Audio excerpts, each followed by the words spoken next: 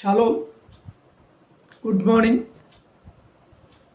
దేశ రాజకీయ పరిస్థితులను ఒక్కసారి మేము ముందుకి తీసుకురావాలని ఈరోజు మేము ముందుకు రావటం అనేది జరిగింది. బంగ్లాదేశ్ పరిస్థితులు ఏం బాగలేదు. రిజర్వేషన్ల గురించి గొడవలు జరుగుతూ ఉన్నాయి. హసీనా దేశం విడిచి వెళ్ళిపోయింది. ఎక్కడ ఉండాలో తనకు అర్థం కావట్లేదు. ఇస్లాం దేశాలు కూడా మా దేశానికి రండి అని మలేషియా కానీ, అయితే ఇరాన్ కానీ, ఖత్తర్ కానీ, సౌదీ అరేబియా కానీ ఏది కూడా ఆహ్వానించట్లేదు. సరే చైనాకి వెళ్తుందా అంటే చైనా వాడు కూడా ఇంతవరకే అమ్మ మీరు వచ్చి మా దేశంలో ఉండండి అని కూడా చెప్పలా. అయితే ఇండియా ఆశ్రయాన్ని ఇచ్చింది. హసీనాకి ఆశ్రయం ఇచ్చి సరే ఇంకో దేశానికి పర్మిషన్ వచ్చే వరకు, వీసా వచ్చే వరకు మా దగ్గర ఉండొచ్చులే, మీరు ఉండండి పర్వాలేదు అని చెప్పింది. అయితే అది బంగ్లాదేశ్ పొరుగు దేశం కనుక పొరుగున ఉన్న బలమైన రాజ్యాల్లో మన ఇండియా సరిహద్దు. ఇప్పుడు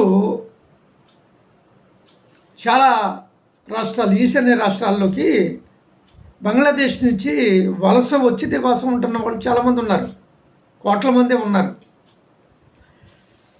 అందుచేత ఏది ఏమైనప్పుడు కూడా ఇండియా మీద కక్ష ఉంది అక్కడ ప్రజలకి.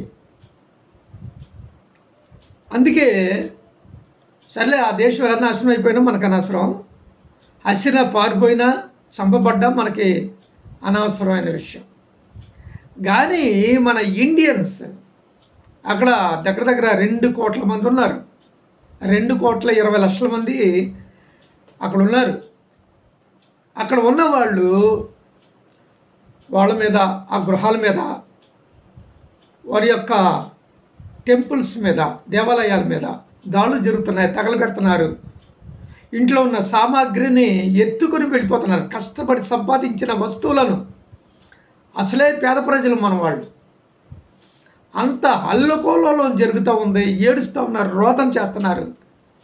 అరే బాబు, అది బంగ్లాదేశ్ యొక్క సార్వభౌమాధికారాన్ని మనం ఛేదించలేము, మనకు అనవసరం, మనం వెళ్ళి ఏమీ చేయలేము. ఇప్పుడు తాలిబాన్ల పరిపాలన వస్తుంది. తాలిబాన్లు అంటే స్టూడెంట్స్ ఫెడరేషన్ అని అర్థం. అందుకని అది ఒక టెర్రరిస్ట్ గ్రూప్ కాదు. అయితే ఇస్లాంలో మొదటి టెర్రరిస్ట్ స్టూడెంటే. అంటే ఈ ఆఫ్ఘనిస్తాన్ వాళ్ళు స్టూడెంట్స్ని ముందుకు తీసుకొచ్చారు. స్టూడెంట్స్ విప్లవాల వల్ల సక్సెస్ అవుతాయని వాళ్ళు నమ్మారు. అందుకనే ప్రతిదానికి స్టూడెంట్స్ని తీసుకొచ్చేస్తున్నారు. మొదట యూనివర్సిటీలో స్టార్ట్ అవుతున్నాయి ఈ గొడవలన్నీ. ఆ విధంగా ఇక తాలిబానే అంట, స్టూడెంట్స్ ఫెడరేషన్ వాళ్ళ చేతుల్లోకి వెళ్ళిపోయినాయి. ఏది ఎలా జరుగుతుందో తెలీదు, ఎంతమంది చంపబడతారో తెలీదు. హిందువులను చంపేస్తారు, మైనారిటీస్ని చంపేస్తారు, లేకపోతే ఇండియన్స్ని చంపేస్తారు, ఎవరిని చంపేస్తారో తెలీదు. ఆ పిచ్చుకుక్కలు అవన్నీ కనుక పిచ్చుకుక్కల యొక్క గందరగోళంలో పడిపోతున్నప్పుడు దేశం జోక్యం చేసుకున్న అవసరంలా. మన ఇండియాలో ఒక పవర్ఫుల్ ఆర్మీ ఒకటి ఉంది, సివిల్ ఆర్మీ. దాన్నే ఆర్ఎస్ఎస్, బజరంగ దళ్, బిహెచ్పివి అని పిలుస్తారు. ఇవన్నీ కూడా లక్షల కోట్ల రూపాయలతో వాళ్ళు పోషిస్తున్నారు.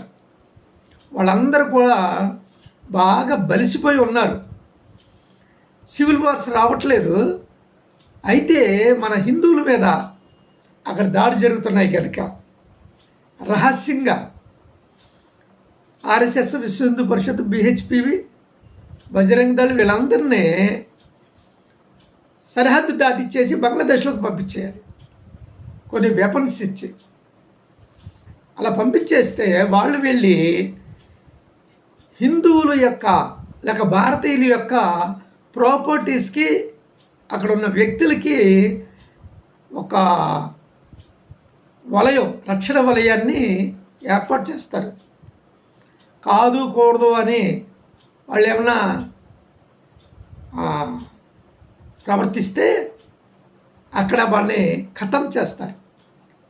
ఆ విధమైన పవర్స్ ఆర్ఎస్ఎస్కి ఇవ్వాలి. ఎందుకంటే ఇప్పటికి దగ్గర దగ్గర 100 సంవత్సరాల నుంచి కూర్చోబెట్టి వాళ్ళు మేపుతున్నాం కదా మనం.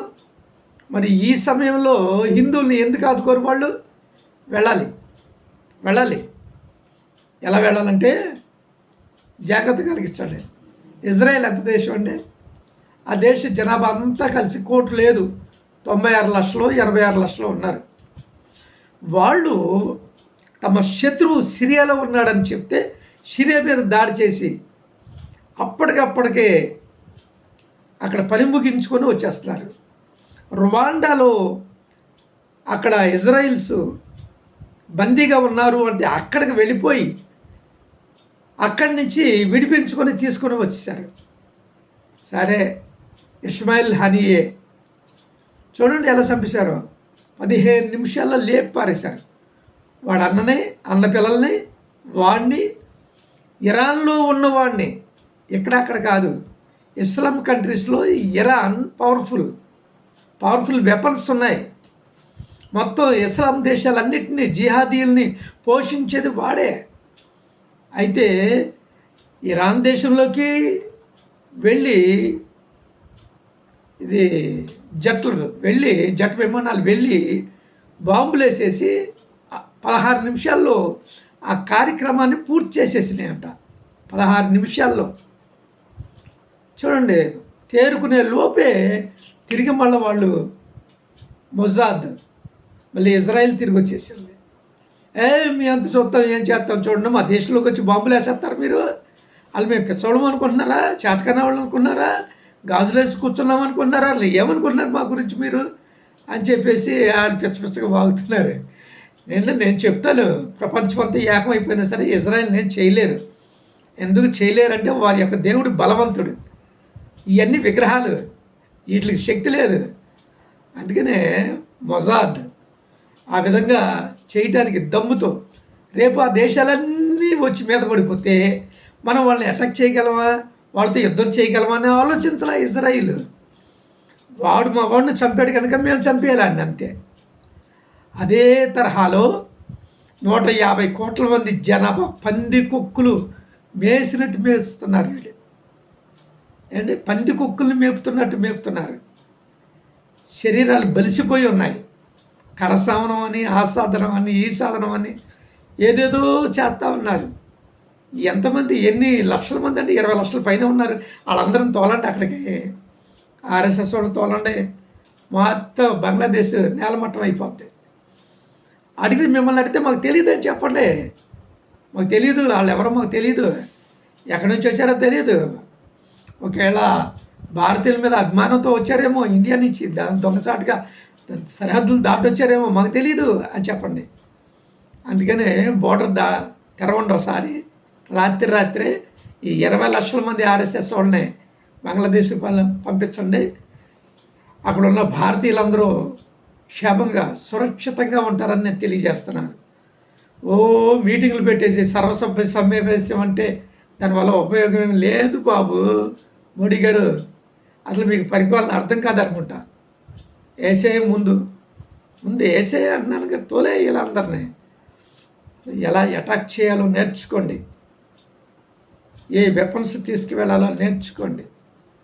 మొత్తం పవర్ఫుల్ వెపన్స్ ఇచ్చి మిలిటరీ వాళ్ళని ఎలా పంపిస్తారో అంతకంటే 10 రెట్లు ఎక్కువ ఇచ్చి ఆర్ఎస్ఎస్, విశ్వ హిందూ పరిషత్, బజరంగ్ దళ్, విహెచ్పివి వాళ్ళందరినీ కూడా పంపించి బంగ్లాదేశ్లో ఉంటున్న భారతీయుల్ని కాపాడాలని తెలియజేస్తూ నా మాటలు ముగిస్తున్నాను.